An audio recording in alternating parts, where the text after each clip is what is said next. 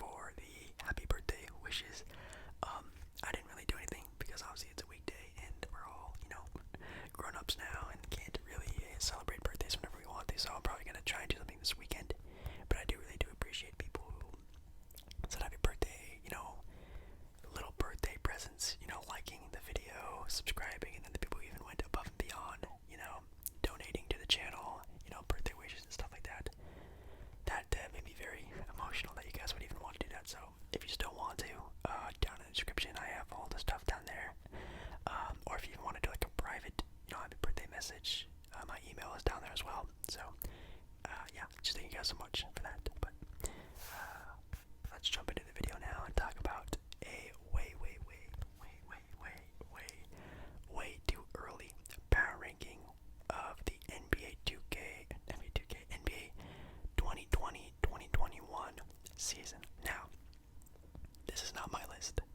Sorry, I will be doing my list way later on when the season starts getting closer around. I'm assuming January, late December-ish. I'll probably put a video of that out, doing my own power rankings. But this is ESPN's list. I will be talking about the teams that they talk about and where they rank them. If I agree, disagree, how I feel about them, talk about the teams. And I'm only going to be talking about the first, or I guess the top 15. Obviously going to all 30 will be a very long video, so I will just be doing the top 15, and then I'll be ranking, saying the other ones later on in the video. So we're going top 15 right now. I'm very excited to see. I actually haven't looked at the list. I've seen the top 5. I think I've seen the top 5, but I haven't seen anyone else. So I'm very much excited. So let's jump right into it. Okay, so I have it up here on my phone. The top 15 power rankings for the NBA 2K20. I keep saying 2K20. The NBA 2020-2021 season. Now again, I think the season starts around January-ish is what they're planning on, and it will be, I think, a shortened season. So it'll probably be around 50-ish games, 60-ish games, maybe. And then it'll start, going back to the regular October sort of start dates, which will be nice, that's for sure. I don't think they're going to always have this season, going around till, October. So hopefully that's a good thing. Okay, so at number 15, we have the first team, the Oklahoma City Thunder. This is a very interesting sort of ranking to put OKC. I can already see a little bit more down the list at number 16, and I think maybe number 16 has a better placement than number 15, the Oklahoma City Thunder, but we will talk about that later. But this is a good ranking system for them. I feel like they're very mid-tier. Last year they obviously very much overachieved, making a very good playoff push the entire season, and Chris Paul having one of his best seasons. Probably not statistically, but obviously impact on the floor. Definitely his best season based off of that, taking his team all the way to the playoffs, having a actually pretty good run against the Rockets there for a little bit.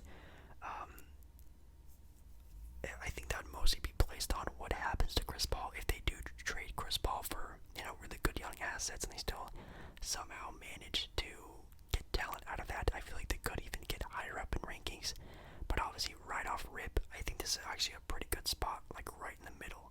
And also, their title odds for the 2021 season as of right now is plus 5,000. So let's see if they can beat the odds there. Next up at number 14 are the Portland Trailblazers. Again, not a bad ranking, especially from last year. I know power rankings sort of take into consideration their record and things like that, which obviously Portland last year sucked due to injury, due to some extremely bad luck, like Portland always goes through. But I feel like this is good.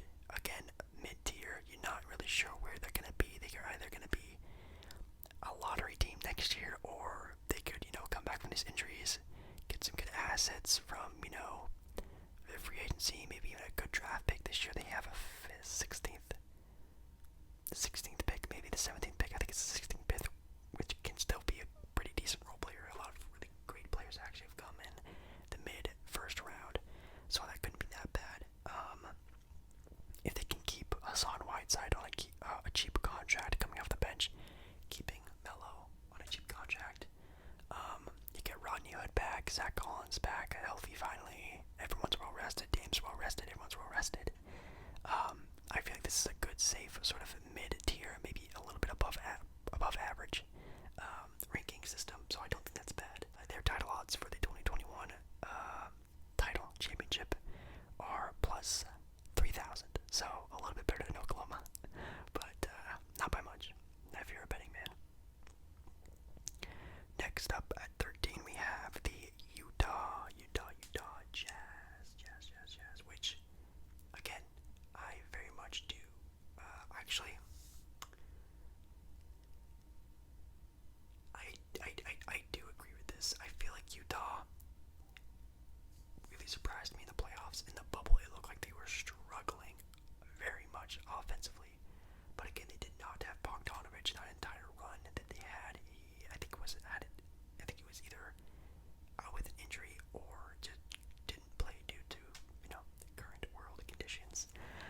But I think it was because of injury. So I think now that everything is settled, and Donovan Mitchell seems like he wants to stay. I think he just signed a contract, or agreed to a contract to stay with the Jazz long term. And maybe Rudy Gobert's in his relationship is back to normal. I feel like they can squash it and everything can go back the way it used to be, being a really great defensive team. I have seen a lot of trades surrounding around Mike Conley, so maybe that will happen, but their team assembled right now. I do like them as an above average team, just like Portland. Their title odds for next season are plus 4,000, so Portland actually has a better title odd than Utah, so even though they're ranked below them. Next up at number 12, we have the Houston Rockets, which, my God, have the mighty have fallen. Man, 12, that's a pretty big gap. I know. I think in my beginning of the season, I had Houston being kind of high up there with the trade with Russell Westbrook and James Harden together. I feel like they would have been a way better team, which obviously they are. They're still a really good team, but obviously just with the front office sort of mix up with the new GM, new head coach is coming in.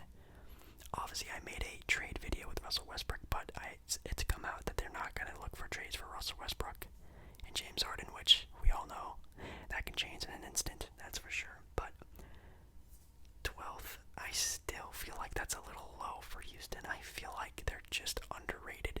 They ran into the now defending NBA champion LA Lakers with probably one of the best dynamic duos of all time with LeBron James and Anthony Davis, and that squad with Rondo and all those role players working so well together at the right time. I think any team would have lost to them during that stride. So I don't really blame them for losing against them. I don't think it's a failure that they lost to them. They ran into the Warriors, and now the Lakers are a top team, so I think 12 is actually kind of low for them. Now what I want to see out of Houston is to become a normal basketball team. I want no more small ball. I want PJ Tucker at power forward. I want Rocco at the 3 spot. I want a new center, starting center for them. A nice sort of Clint Capella-esque type of player, or a 3-point shooting center I think would be perfect.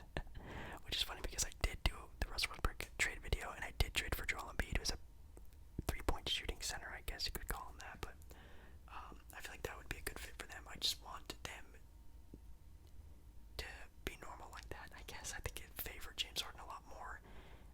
The teams, I feel like, are all favoring big men a lot more now that Jokic, Giannis, Anthony Davis, a lot of really good bigs out there that are on the league. You need to have at least a big man to, pair up with them. So their odds of winning the 2021 title are 2,500.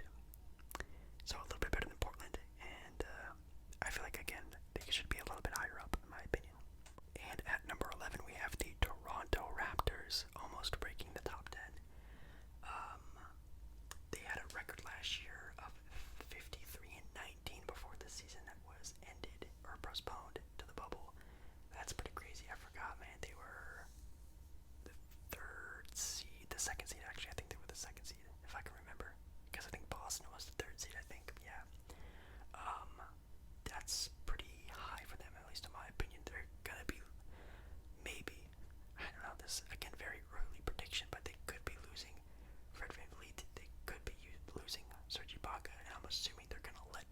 Gasol go. So that's three pretty big components to their offense, especially Fred VanVleet. Fred VanVleet he may be getting a starting role spot somewhere in the league, you know what I mean? So, and Serge is still a reliable role player. Marc Gasol is, you probably would get Marc Gasol better for more of his veteran leadership than his actual play.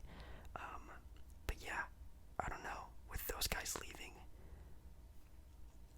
I don't like undermining the Toronto Raptors, but I think I would have ranked at least Houston above Toronto just because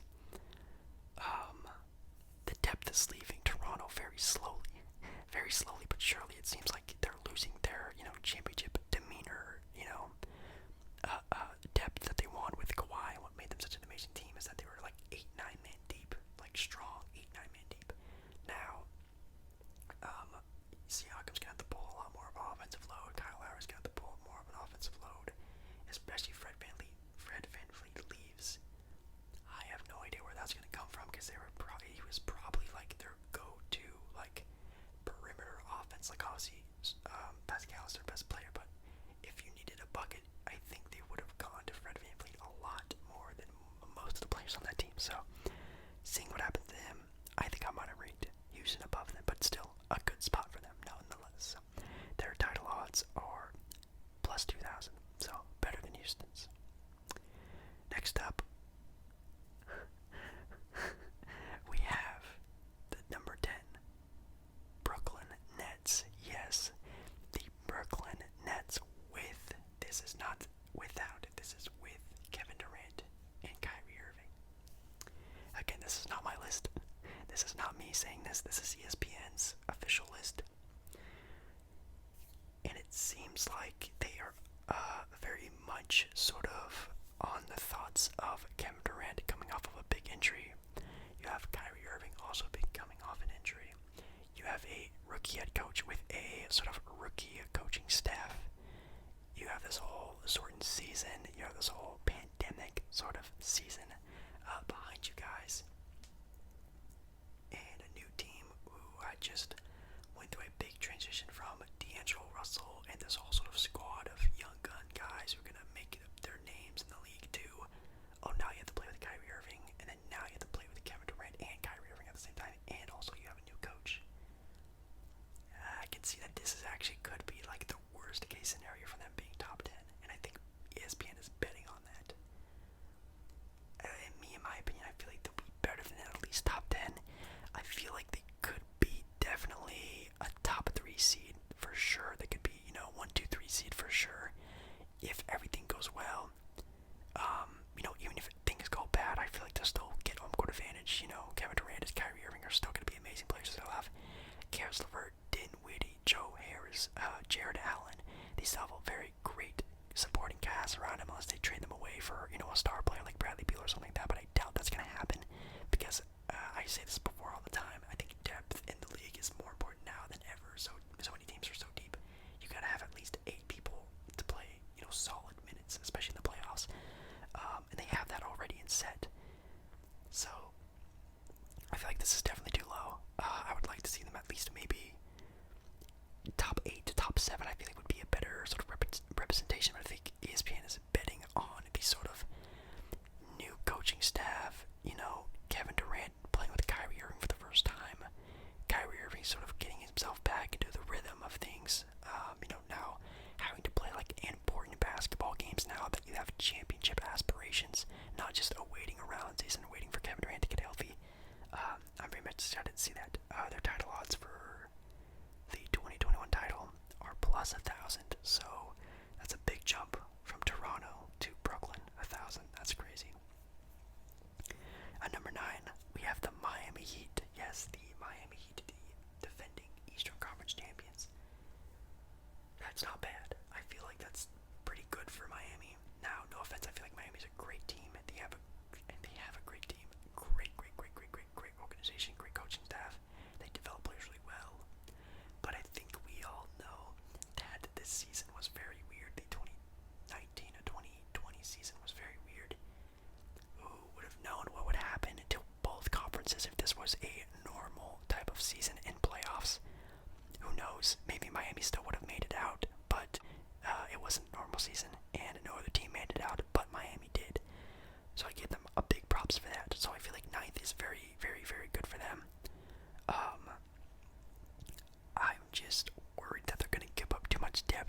try to get some sort of superstar player to play with them, like, again, a Bradley Beal type of player, Chris Middleton. Like, I hear they're trying to go after Giannis when he's a free agent, so I guess we'll just have to see when that happens. But they still have a lot of good young players that are going to develop well, like Hero Nunn, Bam Adebayo, Duncan Robinson. The list goes on and on for that team. So, and then Jimmy Butler's he's probably a man on a mission now. You know, he had the little taste, the little nibble of the championship, and I think he wants it now more than ever. So that's a very dangerous thing to think about. Their title odds for this year are going to be 1,400. So the Nets have a higher chance of winning the title, but are lower in power ranking. Keep that in mind. Next up, we have the Philadelphia 76ers. Interesting. So they have the newly coach pretty much team on the Brooklyn Nets being ranked lower, but Philadelphia being ranked higher, even though they also have a new coach and coaching team with Doc Rivers and his team. That's very interesting to me, in my opinion, but I guess that kind of makes sense because you still have Joel Embiid and Ben Simmons, who are their two best players who've been playing together for a while, and the Nets do not have that. So, interesting. In my opinion, I think I would rank Miami above the 76ers, in my opinion, at least. I feel like one step ahead is not that much of a disrespect to the Philadelphia 76ers, but man, that team that's assembled, it's just not built well. They obviously have star power with Ben, Toby, Joel Embiid, Josh Richardson, Al Horford. That's probably the best starting five in the league, arguably. But it just, the pieces don't mix. They don't, fit well together. So I could see them being this high up in power rankings if they started making moves. Like they should have kept JJ Redick. They need more perimeter shooting. They need more help, and hopefully they do get that. And then I would definitely give them this ranking. But as of right now, I think I would rank Miami above them in power ranking. Their title odds are plus 3,000, so they have the same title odds of winning as Portland, but way higher up in power ranking. Interesting. Next up, we have the Boston Celtics at 7. Not bad. I can definitely see that happening. Boston is still, I know it's funny to think about this, but Boston is still a super young team that needs to develop into that championship pedigree. They've definitely fallen from grace from going to the conference finals facing off against LeBron James, who is obviously the Eastern Conference slayer. So since then they haven't made it back, and I would love to see them sort of win it out and sort of, get back to, that great basketball. And honestly, I think this year, if it would have been a normal season, they would have beat Miami and made the finals. Who knows? But they're a great team. They have a really good squad.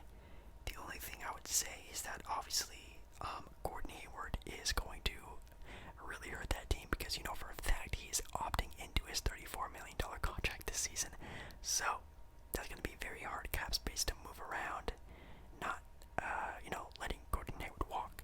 He's going to take that money for sure. It's a player option. He's going to take that money. He's never going to get that money again ever in his life because he knows he's a sort of declining player due to injury, obviously. Kemba also very much struggled in the playoffs. He didn't really play to the sort of Charlotte Hornets sort of Kemba, taking over games, scoring, 35, 40 points a game, blah, blah, blah. But obviously you still have Jason Tatum and Jaylen Brown, two great perimeter defenders, good scorers, players you could really build a good nucleus around. I feel like all they really need is depth. That's what they really left out with the previous Celtics team, is that their depth was a lot better. I feel like Marcus Smart coming off the bench and not starting would be good for them. I would like to see Kemba, Jaylen Brown at the 2, and then Jason Tatum at his true position at the 3. Maybe getting a new power forward would be really well for them, and having Gordon Hayward come off the bench, and then keeping Tice.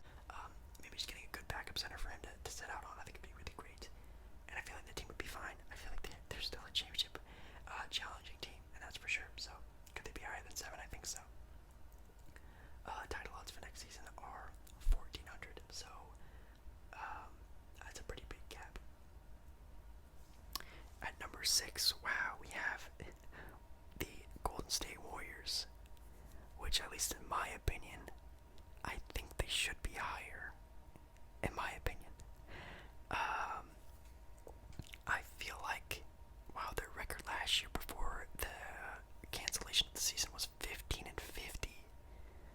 That's really bad. That's crazy. Well, obviously, Steph, Clay are going to be back healthy. Draymond is going to have to now play with the passion, which I think he will find again. I think last season he didn't really have the motor in him like he used to because he knows it was just a washed season anyway because they were all injured. A lot of their role players who are playing role-playing roles now were starters last season, playing a bunch of playing time. Development was really big on them, and I feel like we're really going to see that this next season with their bench players in the 2020-2021 season are going to be very good and very well sort of like run because they were starters this season before playing against, you know, the Damian Lillards, Giannis's, yada yada yada. They've played the best players now, so I feel like that really was beneficial to them. And then you have the second pick in the draft, which you can, and I would actually really like to see James Wiseman play for them because I feel like a team of Steph, Clay, Andrew Wiggins, or some other, you know, small forward they trade for with Andrew Wiggins, Draymond, and James Wiseman, a good rim-running young center who can probably rebound the ball pretty well, and I think he can also shoot the three a little bit. So I don't think that'd be that bad. Or maybe they trade that pick for, I don't know, like a Vucevic or some other type of center, or they could maybe trade Andrew Wiggins for a center and then draft or trade that pick for a small forward, like, I don't know, like a Middleton, or if they really want to, they can make Klay Thompson the three and then trade for a shooting guard like Bradley Beal or Devin Booker or someone like that. There's so many options. I'm so excited for this year's draft. It's going to be insane. Their title odds for this season are 800, so that's not bad at all. 800, that's definitely pretty close. And at number 5 are the Dallas Mavericks. Yes, they are not a team below 15. They are number 5 on ESPN's list. That's absolutely crazy. So, like I said, in my opinion, I feel like Golden State should be in this spot, and Dallas should be maybe lower or even lower than this. And the only reason why I say this is because I don't think, obviously Luka's going to be amazing. Luka's going to probably be maybe the MVP candidacy again this next upcoming season. But their depth, I'm very worried about. Their perimeter defense, I'm very worried about. And Kristaps Porzingis, I'm very worried about. Knocking on wood for all three of those things for sure. But I think Kristaps Porzingis just went in for another surgery, did he not? He's a tall, lanky, skinny, young player who looks like he's going to have, again, knocking on wood, some injury, lingering problems, like a lot of great players before him have had. In my opinion, I would get him up out of there as fast as I can while he still has trade value. Trade him for Bradley Beal, trade him for a pick, trade him for a pick, trade him maybe even the Warriors for the second pick, get James Wiseman to sort of grow with Luka Doncic, you know what I mean? It's scary about Kristaps Porzingis and his injuries problems. You do not want to waste the potential of Luka and trying to sort of pair him with Kristaps when it just doesn't work out, and then, you know, it could all fall from that. So I'm very nervous about that. But obviously thinking optimistically, if that doesn't happen, I think they'll be great if they can get free agents, if they can get, you know, another perimeter guard to help out the defense on that end. Kristaps has a great season. They could definitely be a top 4 seed in the West for sure.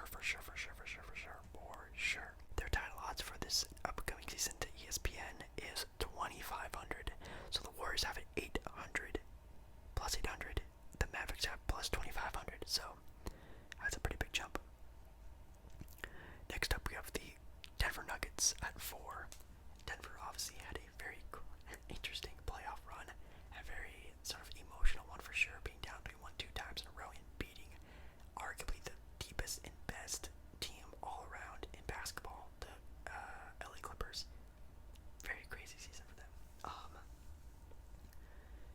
This is good. You could definitely argue them being, you know, that 6-5-4 spot for sure. I feel like 4 is probably their peak. I don't think they break top 3 in my opinion.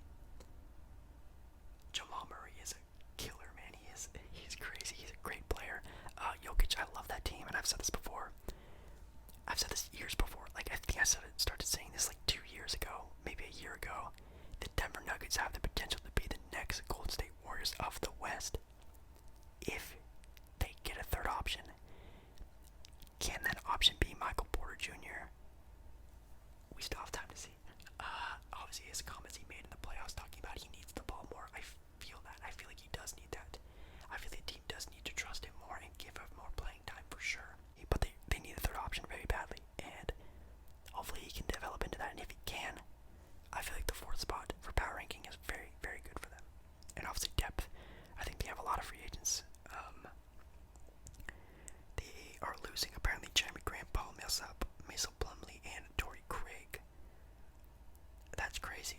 That's a lot. That's 4 guys who played pretty decent playoff minutes this year. Maybe not Torrey Craig, but yeah, that's tough. Hopefully they can sign some back, or maybe even get like a Blake Griffin type player or something like that. We'll have to see. But their title odds for this upcoming season is plus 2,000. So again, the Warriors have the best out of the top. What is that? Well, they have the best as of right now. Alright, at number 3, can you guess who it is? There's a lot of really great teams out there still. But at number 3 is the back-to-back MVPs team. The Milwaukee Bucks are number 3. Interesting. Obviously, back-to-back winner, MVP, Giannis Antetokounmpo, and Defensive Player of the Year, Giannis Antetokounmpo. This team is the 3rd spot. Man, I feel like that's good, but man, I've said this before and I'll say this again, they will never win a championship with Chris Middleton being their 2nd best player. He is an amazing and perfect 3rd option, but he needs more help than that. If they could, obviously get more depth in that team, and then, who knows what could happen. It's basketball, it could happen, of course, but in the perfect scenario, he needs a better player to be playing with him. I've seen trades all the time with, Chris Middleton getting traded to Portland for CJ McCollum, and honestly, I wouldn't mind that a lot because Portland does need better perimeter defense, and obviously Chris Middleton gives a little bit slighter edge to that, obviously, just being a bigger player than CJ, but Giannis and CJ sounds pretty interesting. Plus, obviously, added help would be great. I feel like that'd probably be a better option, getting a more ball-dominant player than Chris Middleton can be, to let Giannis play more of a big type of role would be great. Not having to, control the ball a whole lot. So it's very interesting to think that they're still top 3, and I feel like they are. They're such a good team all around, but it really just comes down to depth for them. Their title odds for this next season is plus 600, so they're the highest right now ahead of the Warriors. But at number 2, who could it be? It's the LA Clippers. Yes, the LA Clippers are still top tier in the NBA for sure, at least in my opinion as well. Now they obviously do have a new coach over there in LA, but it's not a new coach. It's just a new guy filling in the role of coach, with Ty Lue obviously was an assistant coach back with Doc Rivers being fired, which was very surprising to me that happened, because I feel like Doc Rivers was a very much good vocal leader for that team, but I guess not scheme-wise, not player basketball-wise, wasn't the right move. So they left him. They got Ty Lue, who's probably more of a coach who's going to let sort of Paul George and Kawhi, do their thing a lot more, just like how he did with Kyrie and LeBron in Cleveland. I'm very interested to see how that goes. They're still going to have a lot of their players. They are free agents of Marcus Harrell, Marcus Morris Sr., JaMychal Green, and Lou Will apparently is an expiring contract as well. That's what it says here. I didn't know that, but hopefully, obviously Marcus Harrell is the big question mark, and there have been articles I've seen of Marcus Harrell apparently being, in a bad space with the team and not liking the team. So, I mean, if he walks, that's going to be detrimental to the Clippers, because he is their energy getter. Like, he is the energy off the bench. He makes great plays, great rebounder, great dunker, great rim runner. It's if they do lose him, that's going to be very bad for that team. So hopefully they get to keep him. I would like to see, obviously, Kawhi take more of a vocal leader role on that squad. I think he absolutely needs to add that to his game if he wants to be considered a great player. Don't get me wrong, he's so talented. He's definitely one of the most talented, but he needs to be more of a leader on that team, at least vocally. Obviously on the court he's the best player, but I think he needs to show it more, with his voice. So I think 2 is good for the Clippers, and their title odds for 2021 are plus 400, so they're the best. But at number 1, you guessed it, the LA Lakers, the defending champs. Their title odds for next season are plus 325, so the top one of the entire list here. Yeah, they're the defending champs. They have LeBron, who is still the best player on the planet. They have Anthony Davis, who might take the key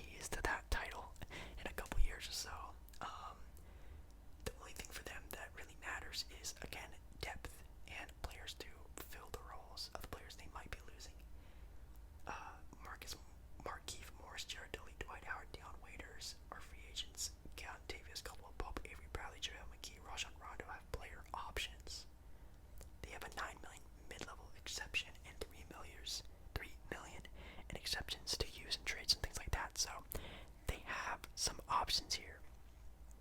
I would really like to see them re-sign Markieff Morris for sure. I would love to see them re-sign Dwight. I would love to see them re-sign Dion. I feel like in the regular season having Dion would be good for them, having an extra scorer off the bench for sure on the wing. I'm sure all the players who have player options are going to opt back in because why wouldn't you? You just want a championship. Unless they want a payday, which Rondo might do, honestly. But, you know, if they can get a Derrick Rose for cheap, that'd be good. If they can get any free agent for cheap, that'd be good. If they can somehow, you know, Kevin Love gets a buyout in Cleveland and gets signed to LA for a run, I think that'd be awesome. So, it's very interesting. It really just comes down to what they can do in the offseason. And if it's a bad offseason, that's it. And I think they're done. But I have faith in Rob Pelinka. I have faith in them. I have faith in player development. I have faith in the LeBron James, you know, sort of player attraction effort that players will come and play for him and them and the Lakers. So I think number one is it's the perfect spot for them. I think it's where they should be. And yeah, that's very exciting. So let's go through the rest of the 15. So at 16 we had Indiana, which I think I would have put ahead of OKC just because I feel like Sabonis, Oladipo, Turner, Brogdon, a new coach would be interesting. Also, I forgot OKC also has a new head coach, so it's pretty crazy. But I think I would put the Pacers ahead of them, at least in my opinion. Then 17, you have New Orleans, who has Stan Van Gundy now as their head coach. Very interesting. You have the Grizzlies, which I think are very much heavily underrated on this as well. They could be higher up too. The Phoenix Suns, which again could definitely be higher. The Orlando Magic, the Washington Wizards at 21. At 22, we have the Spurs, which wow, again have the great have fallen. That's crazy. 23, you have the Kings. 24, you have the Hawks. 25, you have the Minnesota Timberwolves, which they have the first pick. That could definitely turn into something great, especially if they traded for, you know, everyone wants them to have Devin Booker on their team with Cat and D'Angelo Russell, so we'll see if that happens. You have the Chicago Bulls at 26, 27, Charlotte Hornets, 28, Detroit Pistons, 29, Cleveland, and the last team on this list is the New York Knicks. I feel so bad for Knicks fans. You have a chance, though. You do have a chance. You have a decent pick. You have a chance to get Chris Paul or some other player in free agency. Let's just see what happens, honestly. But yeah, that's it for me, guys. Hopefully you guys enjoy this super early power rankings. Again, this was not my list. I will be doing my official list later on when the season gets closer. But I just needed an idea to do. So hopefully you guys did enjoy this video. Hopefully it was relaxing or entertaining. And I will see you